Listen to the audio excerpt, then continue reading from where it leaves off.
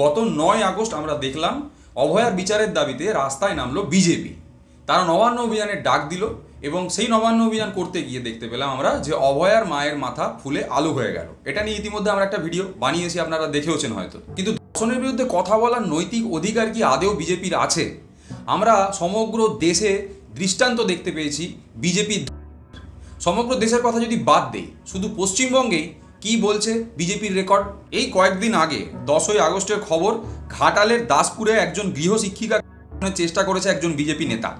আর এই নেতা হচ্ছে বিজেপির ভারতী ঘোষের ঘনিষ্ঠ। এই বিজেপি নেতার বাড়িতে 6 বছর এবং 10 বছরের দুটো বাচ্চাকে পড়াতে আসতেন এক মহিলা। এরকমই যখন ওই শিক্ষিকা বাচ্চাদের পড়াচ্ছেন, তখন ওই শিক্ষিকার হাত ধরে পাশের ঘরে টেনে নিয়ে যায় এই নেতা। সেখানে ওই শিক্ষিকার শ্লীলতাহানি করে এবং শিক্ষিকার পরনের কাপড় ছিঁড়ে দেয়।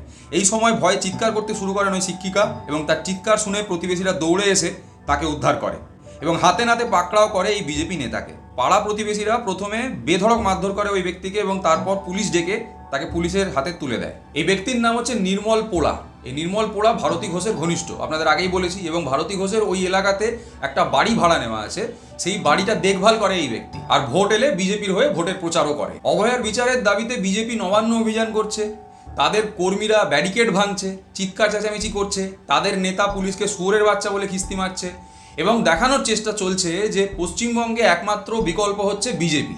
আর বিজেপির আসল চরিত্র কি সেটা আপনারা সবাই দেখতে পাচ্ছেন। এই পশ্চিম মেদিনীপুরে বিজেপির সংগঠনটা একটু মজবুত, কিছুটা স্ট্রং হোল্ড রয়েছে। মানে বিজেপি পশ্চিম মেদিনীপুরের পাবলিককে বোঝাতে সফল হয়েছে যে হিন্দুদের জাগা উচিত এবং হিন্দু হিন্দু ভাই ভাই। আর তারপর একটার পর একটা ধর্ষণের ঘটনা উঠে আসছে পশ্চিম মেদিনীপুর থেকে। এই বছরই ফেব্রুয়ারি মাসের খবর, মেদিনীপুরের সবংয়ে এক বিশেষভাবে সক্ষম তরুণীকে করেছে এক বিজেপির নেতা। নির্যাতিতার পরিবারে রয়েছে শুধুমাত্র তার মা। বাবা মারা গেছেন অনেকদিন আগেই এবং তার মা দিনমজুরি করে সংসার চালায়। খবরে এটাও প্রকাশিত হয়েছে যে ওই পরিবারটাও নাকি বিজেপির সমর্থক। তার মানে এটা কি দাঁড়ালো? বিজেপির সাপোর্টার বা বিজেপির ভোটারকে ধর্ষণ করছে বিজেপির নেতা। এবার কি এই প্রশ্নটা ওঠা স্বাভাবিক নয় যে এ কারণেই কি পশ্চিম মেদিনীপুরের হিন্দুরা জেগে উঠেছে একটা পর একটা ঘটনা ঘটানো হবে বলে? 2022 সালে এই ঘাটালেই এক মহিলাকে একা পেয়ে ফাঁকা মাঠে মদ্যপ অবস্থায় ধর্ষণের চেষ্টা করেছিল এক বিজেপির নেতা। ওই মহিলাকে এর আগে কুপ্রস্তাবও দেওয়া হয়েছিল বিজেপির নেতার তরফ থেকে, কিন্তু তাতে তিনি রাজি না হওয়ায় তাকে জোর করে ধর্ষণ করার চেষ্টা করা হয়েছিল এবং প্রাণে মেরে ফেলার চেষ্টাও চালানো হয়েছিল। মানে হিন্দু হিন্দু ভাই ভাই, কিন্তু বিজেপির কাছে মহিলাদের কোনো সম্মান নাই। মাঝখানে বীরভূমের একটা ঘটনা নিয়েও বেশ চাঞ্চল্য ছড়িয়েছিল। এই বছরই ফেব্রুয়ারি মাসের ঘটনা, বীরভূমের খয়রাসোলে এক বিজেপির নেতার বিরুদ্ধে অভিযোগ ওঠে যে সে নাকি এক গৃহবধূকে 2 বছর ধরে ক্রমাগত ধর্ষণ করে গেছে। এই মহিলার স্বামী কর্মসূত্রে বাইরে থাকতেন এবং তার বাড়িতে সন্তানদেরকে প্রাণে মেরে ফেলা হবে এই হুমকি দিয়ে গৃহবধূকে দিনের পর দিন ধর্ষণ করা হয়। তারপর যখন এই ঘটনাটা জানাজানি হয়ে যায় এবং খয়রাসোলের থানায় এই নিয়ে অভিযোগ দায়ের হয়, তারপর থেকেই এই বিজেপির নেতাকে আর খুঁজে পাওয়া যায়নি। ওই মহিলার ডাক্তারি পরীক্ষা করা হয় এবং আদালতে তার গোপন জবানবন্দিও নেওয়া হয়েছে এবং এখনও ওই বিজেপি নেতার খোঁজ চালিয়ে যাচ্ছে পুলিশ।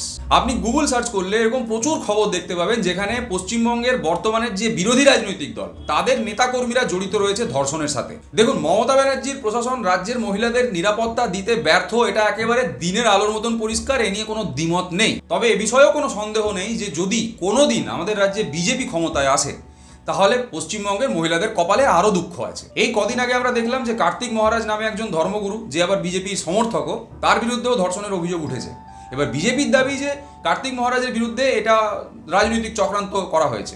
তো কার্তিক মহারাজের ক্ষেত্রে যদি এটা রাজনৈতিক চক্রান্ত ধরেও নেওয়া হয়, তাহলে বাকি যে এতগুলো খবর, বাকি যে এতগুলো ঘটনা যেখানে বিজেপির নেতাকর্মী ধর্ষণের সাথে জড়িত, সেগুলো কি সব রাজনৈতিক চক্রান্ত? আর গোটা দেশে যা যা উদাহরণ আছে বিজেপির এই ধর্ষণের ব্যাপারে, সেগুলো বলতে গেলে রাত কাবার হয়ে যাবে। বিলকিস বানোর ধর্ষকদের মালা পরানো, উন্নাওতে ধর্ষিতার অর্ধেক পরিবারকে খতম করে দেওয়া, হাতরসে নির্যাতিতার মৃতদেহ পোড়ানো, কাশ্মীরের কাটুয়াতে ধর্ষকের সমর্থনে মিছিল বের করা, ব্রিজভূষণের বিরুদ্ধে রাস্তায় বসে অলিম্পিক পদকজয়ী কুস্তিগিরদের আন্দোলনের পরেও ব্যবস্থা না নেওয়া, বিজেপির রাজত্বে দেশের মহিলাদের উপর অত্যাচারের নতুন নতুন উদাহরণ তৈরি হয়েছে। এই কদিন আগে একজন মেয়ে থানার সামনে গিয়ে নিজের গায়ে আগুন লাগিয়ে আত্মহত্যার চেষ্টা করে।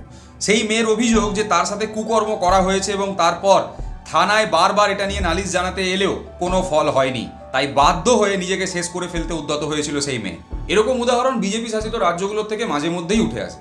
তাছাড়া আমরা কদিন আগে দেখলাম মধ্যপ্রদেশের এক নেতা ন্যাশনাল হাইওয়েতে ঘপাঘপ কীর্তন চালাচ্ছিল। তারপর ধরুন বাবা রাম রহিম, যাকে ইতিমধ্যে আজীবন কারাদণ্ডে দণ্ডিত করেছে আদালত, অথচ তাকে বারবার পেরোলে ছেড়ে দিচ্ছে বিজেপি সরকার। মানে ধর্ষকদের পাশে বিজেপি আগেও ছিল, এখনো আছে এবং পরবর্তীকালেও থাকবে।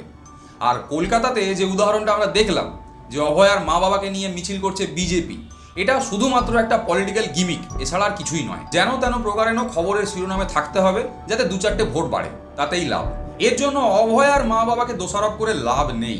তারা নিজেদের সন্তানকে হারিয়েছেন, তাদের সন্তানের সাথে অন্যায় হয়েছে, অবিচার হয়েছে, তার জন্য তারা মেয়ের বিচারের দাবিতে লড়াই করছেন। তারা যে শুধুমাত্র বিজেপির পাশে আছেন বা বিজেপির হাত ধরেছেন এমনটা নয়, এর আগে তারা সিপিএম কংগ্রেসের পার্টি অফিসেও গেছেন। বিজেপি তার নিজের রাজনৈতিক স্বার্থ চরিতার্থ করার জন্য অভয়ার মা বাবাকে সামনে এগিয়ে দিচ্ছে। আমরা নবান্ন অভিযানের দিনও এই ঘটনা দেখেছি। আমরা দেখতে পেলাম যে পুলিশের লাঠির ঘায়ে আঘাতপ্রাপ্ত হলেন অভয়ার মা বাবা, অথচ কোনো বিজেপি নেতাকর্মীর ছবি দেখতে পাওয়া গেল না যে তাদের মাথা ফেটেছে বা তাদের হাত পা ভেঙেছে। এমনকি এই নবান্ন অভিযানে বিজেপির সমস্ত নেতাকে উপস্থিত থাকতে দেখা যায়নি, শুধুমাত্র একজন নেতাই ছিলেন।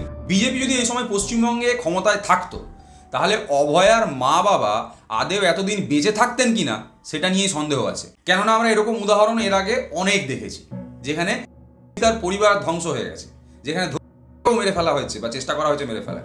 আমাদের ভুলে গেলে চলবে না যে বিজেপি আরএসএস দ্বারা অনুপ্রাণিত এবং আরএসএস মনুস্মৃতিকে ফলো করে, যে মনুস্মৃতিতে মহিলাদেরকে একটি পণ্য হিসাবে বিবেচনা করা হয়েছে।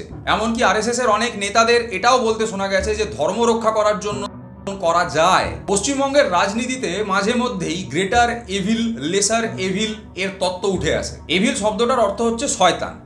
এবার যারা এই গ্রেটার এভিল, লেসার এভিলের তত্ত্বটা ব্যবহার করেন, তারা আমাদেরকে বোঝাতে চান যে পশ্চিমবঙ্গে এই মুহূর্তে যে রাজনৈতিক দল ক্ষমতায় রয়েছে তারা হচ্ছে গ্রেটার এভিল, মানে বড় শয়তান। আর যারা বিরোধী রাজনৈতিক দল, অর্থাৎ বেসিক্যালি বিজেপি, তারা হচ্ছে লেসার এভিল, মানে ছোট শয়তান। এবার আপনারাই বলুন যে শয়তানের আবার ছোট বড় হতে পারে কখনো? হিপোক্রেসি কি भी सीमा होती है। আজকে যে ছোট শয়তান, কালকে গিয়ে সে বড় শয়তান হয়ে যাবে না, এর কি গ্যারেন্টি আছে? শয়তানের একটাই কাজ, শয়তানি করা। সে ছোট হোক বা বড়, যে কোনো শয়তানের হাতে যদি আপনি ক্ষমতা তুলে দেন, তাহলে সে আপনার সাথে শয়তানি করবে, আপনার বাড়ির মা বোনেদের সাথে শয়তানি করবে। আর তখন ঠুটো জগন্নাথের মতন বসে বসে সবকিছু দেখা আর সহ্য করা ছাড়া আমাদের কাছে কোনো রাস্তা থাকবে না। তাই গ্রেটার লেসার না দেখে শুধুমাত্র শয়তানদের দেখুন, শয়তানদের চিনুন। যারাই শয়তানি করবে বা শয়তানিকে সমর্থন করবে, তাদেরকে সামাজিকভাবে বয়কট করুন। ভোট দেওয়া তো অনেক দূরের কথা, এই শয়তানদের বিরুদ্ধে জনমত গড়ে তুলতে হবে আমাদের। এবং তার জন্য আমাদের প্রথম কাজ হচ্ছে সমাজকে এই শয়তানদের বিরুদ্ধে সচেতন করা।